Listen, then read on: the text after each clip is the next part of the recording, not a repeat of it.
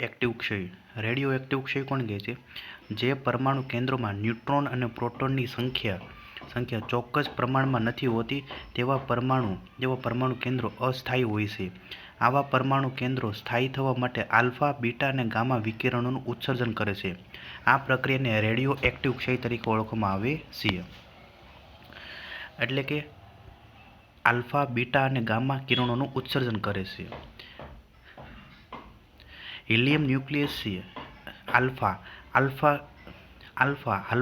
એટલે કે helium nucleus છે જેની અંદર 2 ચાર્જ હોય છે. હિલિયમ ન્યુક્લિયસ એટલે હિલિયમ અને બીટા ન્યુક્લિયસ, બીટા એટલે કે ઇલેક્ટ્રોન -1 E0 ઇલેક્ટ્રોન અને ગામા છે જે ઉર્જા તરંગ છે. ગામા એટલે કે ફોટોન. હવે વાત કરીએ આપણે રેડિયો એક્ટિવ વિકિરણો. એમાં વાત કરીએ આપણે પહેલું છે આલ્ફા કિરણો. આલ્ફા કિરણો જે ધન વીજભાર ધરાવતા આ કિરણોની શોધ વર્ષ 1889માં રુથરફોર્ડે કરી હતી. આ વિકિરણો છે. આ કિરણોનો વેગ પ્રકાશના કિરણો કરતાં ઓછો હોય છે. આ કિરણોને વિદ્યુત અને ચુંબકીય ક્ષેત્રમાંથી પસાર કરતા તેના પથમાં પરિવર્તન થાય છે. બીટા કિરણો છે જે ઋણ વીજભાર ધરાવતા આ કિરણોની શોધ પણ રુથરફોર્ડે કરી હતી. આ કિરણોનો વેગ પ્રકાશના કિરણો જેટલો જ હોય છે. આ કિરણોને વિદ્યુત અને ચુંબકીય ક્ષેત્રમાંથી પસાર કરતા તેના પથમાં પરિવર્તન થાય છે. એક્સ-રે અને ગામા કિરણો છે. એક્સ-રે અને ગામા કિરણોના ઉત્પાદનમાં આ કિરણો ઉપયોગી છે.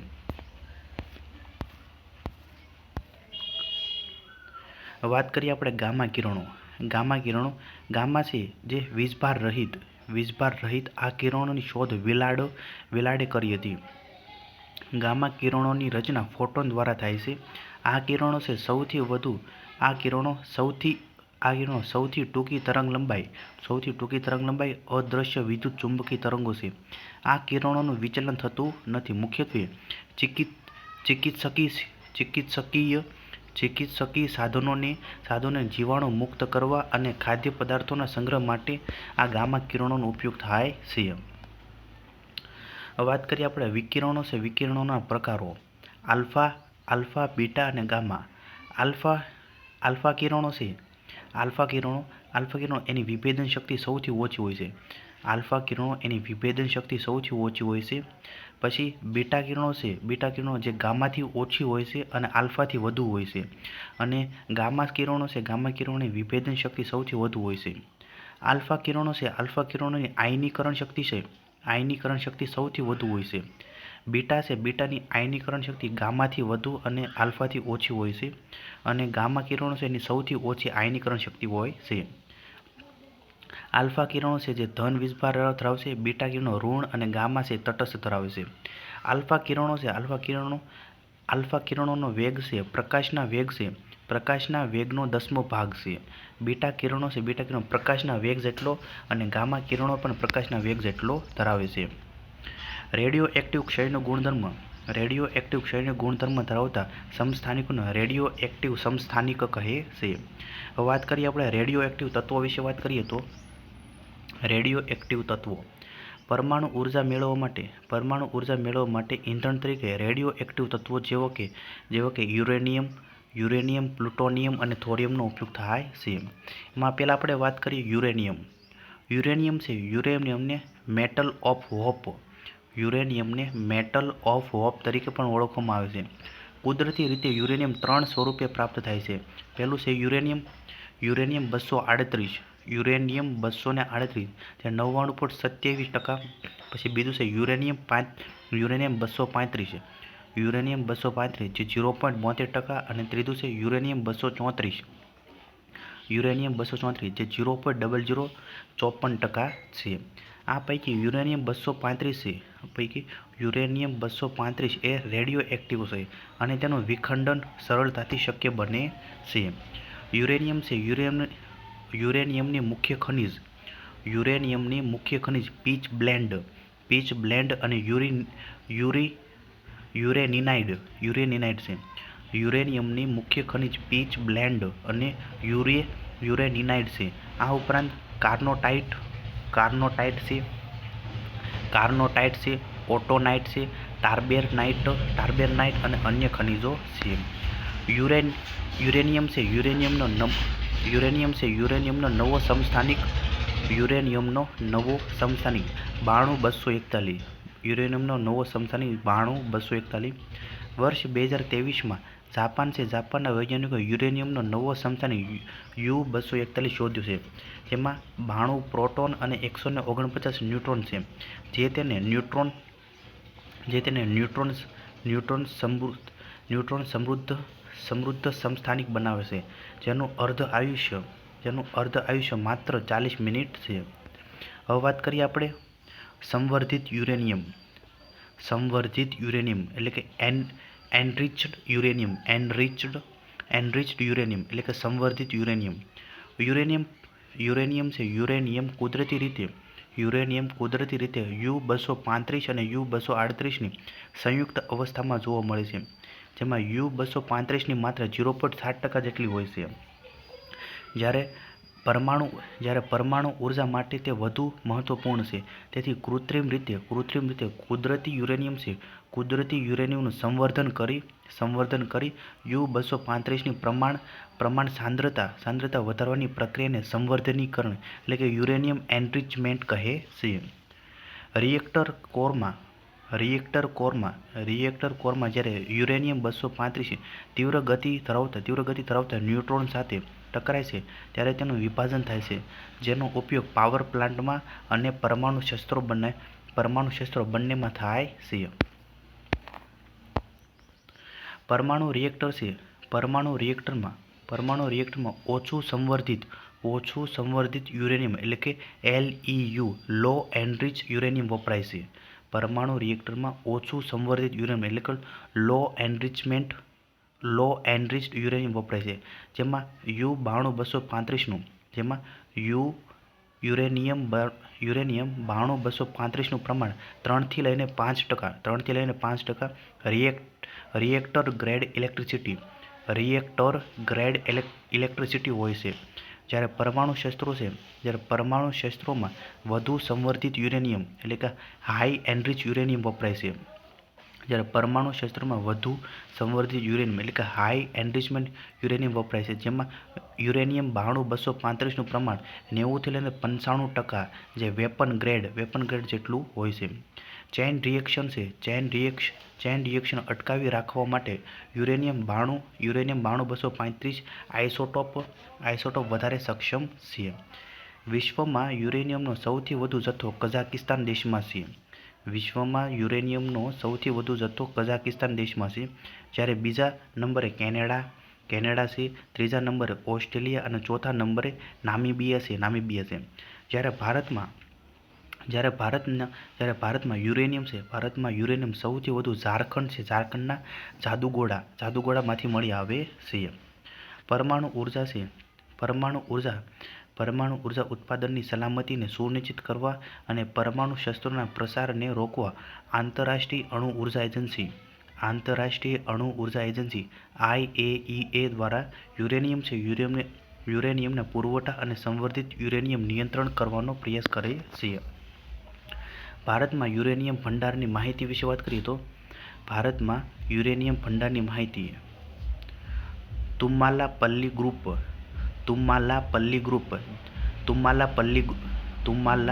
ગ્રુપ અને કોપુનુર છે, જે કડાપા ગુંટૂર આંધ્રપ્રદેશની અંદર, ચિત્રેલ નાલકોંડા તેલંગાણાની અંદર, જાદુગોડા નરવા પહાર, સિંગરી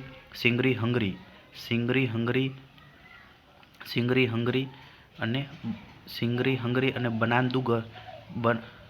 બનાદુંગરી, જે પૂર્વ સિંહભૂમ સરાયકેલા ઝારખંડની અંદર. પછી વાક્યાન વાહકૂટ છે, જે દક્ષિણ પશ્ચિમ ખાસી ટેકરી મેઘાલયની અંદર. રોહિલ જે સિકાર ઉદયપુર રાજસ્થાન. ગોગી યદગીર કર્ણાટક. બોડલ છે રાજનંદગાંવ સુરગુજા સુરગુજા છત્તીસગઢ. નાગતું છે, નાગતું તે સોનભદ્ર ઉત્તર પ્રદેશની અંદર. પછી પોખરી તુંજી જે રુદ્રપ્રયાગ ઉત્તરાખંડ. રાજપુરા છે, રાજપુરા જે ઉના શિમલા મંડી હિમાચલ પ્રદેશ. મોગરરા છે મહારાષ્ટ્રના ગોંડિયા ખાતે. હવે વાત કરીએ આપણે પ્લુટોનિયમ છે. પ્લુટોનિયમ 239. પ્લુટોનિયમ 239 એ યુરેનિયમ 235ની જેમ જ વિખંડનીય પદાર્થ છે. પ્લુટોનિયમ 239 એ યુરેનિયમ 235ની સરખામણીએ વધુ અસ્થાયી એટલે કે વધુ અનસ્ટેબલ છે. જો આ યાદ રાખવાનું છે. પ્લુટોનિયમ 239 એ યુરેનિયમ 235ની સરખામણીએ વધુ અસ્થાયી છે. જેથી તેનો ઉપયોગ પરમાણુ બોમ્બ બનાવવા માટે થાય છે. પરમાણુ બોમ્બ બનાવવા માટે પ્લુટોનિયમ 239નો ઉપયોગ થાય છે. એટલે જેથી તેનો ઉપયોગ પરમાણુ બોમ્બ બનાવવા માટે થાય છે. પ્લુટોનિયમ 239 પર ન્યુટ્રોનનો મારો ચલાવવામાં આવે છે ત્યારે ન્યુટ્રોનને શોષી પ્લુટોનિયમ 240 બને છે, જે વધારે સ્થાયી છે. તેથી તેનો ઉપયોગ પરમાણુ પાવર પ્લાન્ટમાં વીજ ઉત્પાદન માટે થાય છે. હવે વાત કરીએ આપણે થોરિયમ છે. થોરિયમની મુખ્ય ખનિજ મોનાઝાઇટ છે. પૃથ્વી પર થોરિયમનું પ્રમાણ યુરેનિયમ કરતાં 4 ગણું વધારે છે. થોરિયમને ભવિષ્યના પરમાણુ ઇંધણ તરીકે પણ ઓળખવામાં આવે છે. મોનાઝાઇટ એ લાલ ભૂરા રંગનું ફોસ્ફેટ ખનિજ છે, જેમાં લેન્થેનમ, સેરિયમ,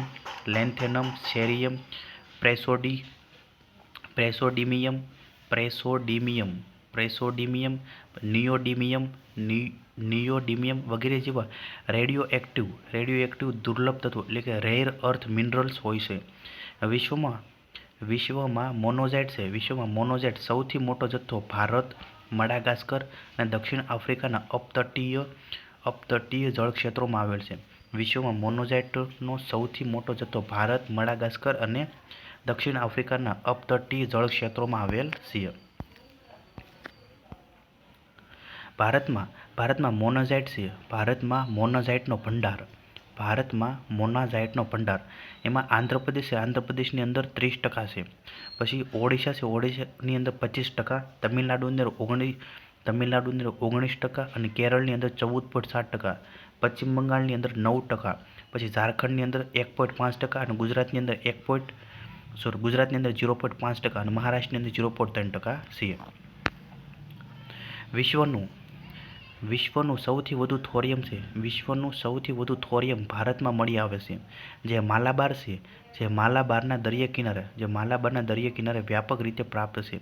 વર્ષ 2021માં ભારત સરકાર દ્વારા આપવામાં આવેલી માહિતી અનુસાર ભારતમાં આંધ્રપ્રદેશમાં 30%, ઓડિશામાં 25%, તમિલનાડુમાં 19%, કેરળમાં 14.7%, પશ્ચિમ બંગાળના 9%, ઝારખંડની અંદર 1.5%, ગુજરાતની અંદર 0.5%, મહારાષ્ટ્રની અંદર 0.3%માં મોનાઝાઇટના ભંડાર આવેલા છે. થોરિયમનું ખનન યુરેનિયમની સાપેક્ષે સરળ અને ઓછું ખર્ચાળ છે. થોરિયમનું ખનન યુરેનિયમની સાપેક્ષે સરળ અને ઓછું ખર્ચાળ છે. થોરિયમ 232 એ પ્રત્યક્ષ રીતે પરમાણુ ઇંધણ નથી, પરંતુ ન્યુક્લિયર રિએક્ટરમાં તેના પર ન્યુટ્રોનનો મારો ચલાવી યુરેનિયમ 233માં પરિવર્તિત કરવામાં આવે છે, જેનો ઉપયોગ વીજ ઉત્પાદનમાં થાય છે. થોરિયમ 232 એ અવિખંડનીય છે, જેથી થોરિયમ આધારિત પાવર પ્લાન્ટમાં નિયંત્રણ માટે નિયંત્રક સળિયાઓની જરૂર પડતી નથી. ન્યુટ્રોનના સ્ત્રોતને બંધ કરવાથી ન્યુક્લિયર શૃંખલા પ્રક્રિયા એટલે કે ચેઇન રિએક્શન સ્થગિત થઈ જાય છે, જેથી થોરિયમ આધારિત પાવર પ્લાન્ટ વધુ સુરક્ષિત છે. યુરેનિયમ કરતાં થોરિયમનો જથ્થો વધુ પ્રમાણમાં પ્રાપ્ત થાય છે, જે પ્રમાણમાં વધુ ઉર્જા ઉત્પન્ન કરે છે તથા ઓછો હાનિકારક કચરો ઉત્પન્ન કરે છે. પરમાણુ ટેકનોલોજી છે એનો ઉપયોગ વિશે વાત કરીએ તો હવે વાત કરીએ પરમાણુ ટેકનોલોજીનો ઉપયોગ. પરમાણુ ટેકનોલોજીનો ઉપયોગ રેડિયો એક્ટિવ છે. રેડિયો એક્ટિવ સમસ્થાનિકો કૃષિ તેમજ ખાદ્ય ઔષધિ અને સ્વાસ્થ્ય સંભાળ ઉદ્યોગો તથા સંશોધનો માટે ઉપયોગી છે. રેડિયો કાર્બન ડેટિંગ કાર્બન 14 પ્રણાલી દ્વારા કોઈપણ પદાર્થમાં રહેલા કાર્બનિક સ્ત્રોત ઉપરથી તે પદાર્થના આયુષ્યનો અંદાજ મેળવી શકાય છે. કૃષિ ક્ષેત્ર ઉપયોગ વાત કરીએ તો કૃષિ ક્ષેત્ર ઉપયોગ પરમાણુ ઉર્જા વિભાગ દ્વારા શરૂ કરાયેલા પરમાણુ ખેતી કાર્યક્રમનો મુખ્ય ઉદ્દેશ્ય કૃષિ ક્ષેત્રે વધુ ઉત્પાદન આપનારા બીજોનું નિર્માણ, રેડિયેશન દ્વારા ખાદ્ય પદાર્થોની સુરક્ષા, ખાતર અને જંતુનાશકો સંબંધિત અભ્યાસ વગેરે છે. બાર્ક છે ભાભા એટોમિક રિસર્ચ સેન્ટરના બાર્કના ન્યુક્લિયર એગ્રીકલ્ચર અને બાયોટેકનોલોજી ડિવિઝન દ્વારા રેડિયેશન ટેકનોલોજીનો ઉપયોગ કરીને કૃષિ ઉપજ ગુણવત્તા તથા સ્વાસ્થ્ય સુવિધાઓ વિકસિત કરવા પ્રયત્નો કરાઈ રહ્યા છે. વિકિરણો છે વિકિરણોની મદદથી રણ પ્રદેશમાં ઓછા પાણીમાં ટકી શકે તેવા અકેશિયા વિક્ટોરિયાઈ નામના છોડની પ્રજાતિને વિકસાવવામાં આવી છે. નવી મુંબઈ ખાતે આવેલી પરમાણુ ઉર્જા વિભાગ હેઠળની board of radiation and isotope technology BRIT દ્વારા રેડિયેશન પ્રોસેસિંગ પ્લાન્ટની સ્થાપના કરવામાં આવી છે, જેમાં ખાદ્ય પદાર્થોને લાંબા સમય સુધી સાચવી રાખવા માટે રેડિયેશન ટેકનોલોજીનો ઉપયોગ કરવામાં આવે છે. Bhabha atomic research centre bark દ્વારા લાસલગાંવ જે નાસિક ખાતે જે કૃષિ ઉત્પાદન સંસ્કરણ કેન્દ્રની સ્થાપના કરવામાં આવી છે, જ્યાં કઠોળ, ડુંગળી, રવા તેમજ હળદરના પ્રસંસ્કરણ માટે રેડિયેશન ટેકનોલોજીનો ઉપયોગ કરવામાં આવે છે. ગામા કિરણોનો ઉપયોગ કરીને માંસ અને તેના ઉત્પાદનોને સાચવવાની પ્રક્રિયા વિકસિત કરવામાં આવી છે. વાણિજ્ય અને ઔદ્યોગિક ક્ષેત્ર ઉપયોગ વાત કરીએ તો વાણિજ્ય અને ઔદ્યોગિક ક્ષેત્ર ઉપયોગ આ ઉપરાંત પેટ્રોલિયમ ક્ષેત્રમાં લીકેજની જાણકારી મેળવવા માટે રેડિયો ટ્રેસિંગ ટેકનોલોજીનો ઉપયોગ થાય છે. ઔદ્યોગિક ક્ષેત્રમાં રેડિયોગ્રાફી એમાં કેમેરા રોલી 1, 2 અને 3 માં ઇરિડિયમ 192 અને કોકમ 120 માં કોબાલ્ટ 60 નો ઉપયોગ થાય છે. સંરક્ષણ ક્ષેત્ર ઉપયોગ વાત કરીએ તો સંરક્ષણ ક્ષેત્રે પરમાણુ ઉર્જાથી સંચાલિત સબમરીન, મિસાઇલ, વિમાનવાહક યુદ્ધ જહાજો અને કાર્ગો મિસાઇલનું નિર્માણ થાય છે. સ્વરક્ષાના હેતુથી ન્યુક્લિયર બોમ્બનું નિર્માણ. જળ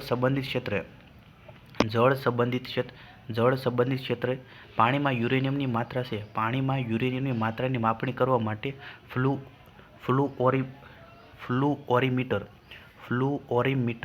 ફ્લુઓરીમીટર નામનું સાધન ડિપાર્ટમેન્ટ ઓફ એટોમિક એનર્જી દ્વારા વિકસાવવામાં આવ્યું છે. બાર્ક દ્વારા નિર્માણ પામેલ બહુચરણીય ફ્લેશ અને રિવર્સ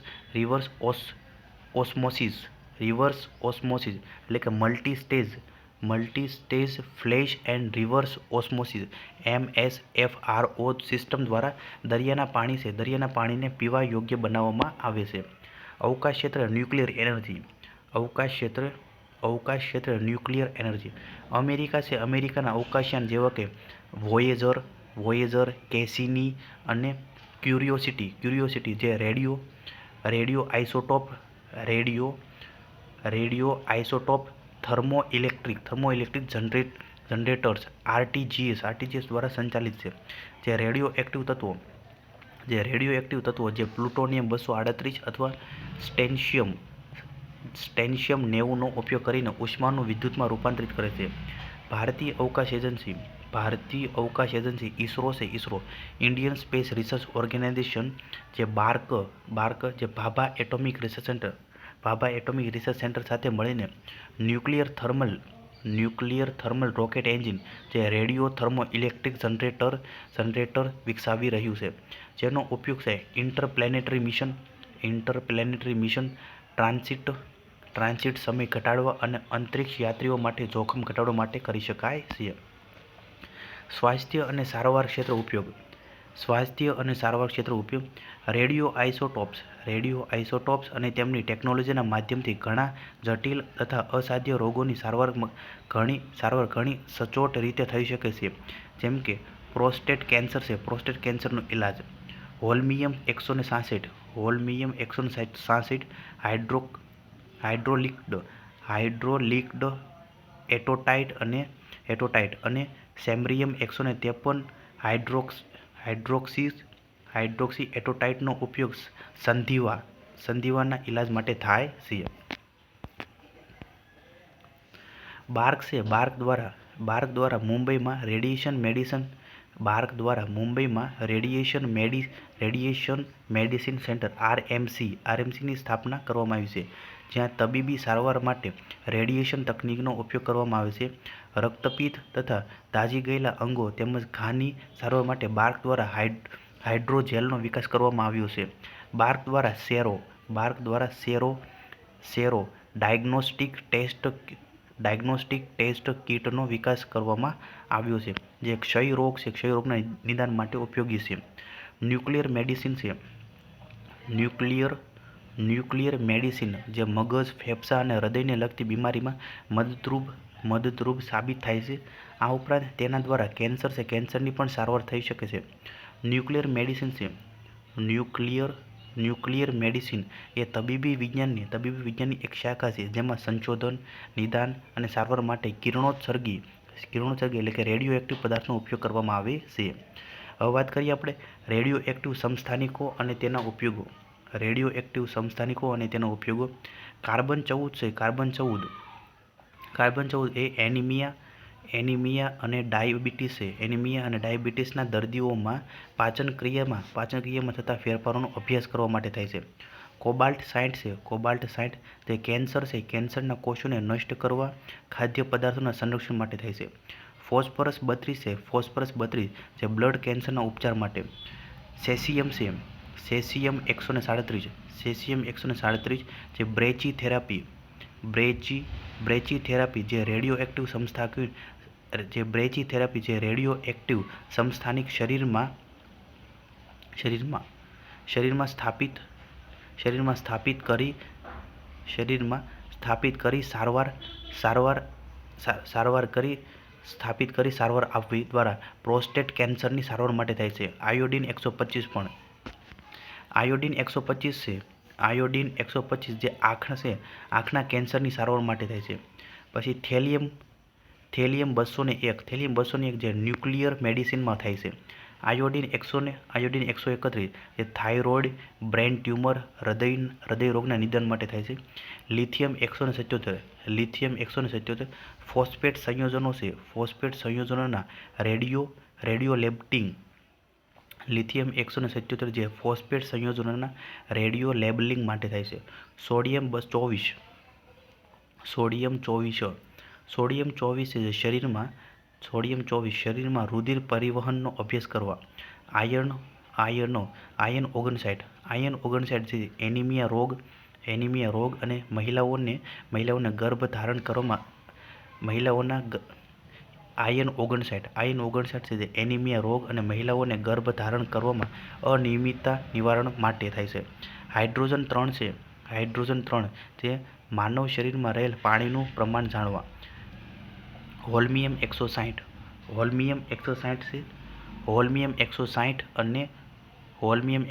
અને સેમારિયમ 153 જે ગાંઠના રોગોની સારવાર માટે થાય છે. આર્સેનિક 74 જે ટ્યુમરની શોધ માટે થાય છે. ઉર્જા ક્ષેત્ર ઉપયોગ વાત કરીએ તો ન્યુક્લિયર વિખંડનની પ્રક્રિયા દ્વારા પરમાણુ રિએક્ટરમાં ઉર્જાનું નિર્માણ કરવામાં આવે છે. ભવિષ્યમાં ન્યુક્લિયર સનલાઇન પ્રક્રિયા દ્વારા ઉર્જાનું નિર્માણ કરવામાં આવશે, જેની શરૂઆત ITER પરિયોજનાના અંતર્ગત ફ્રાન્સમાં થઈ ચૂકી છે.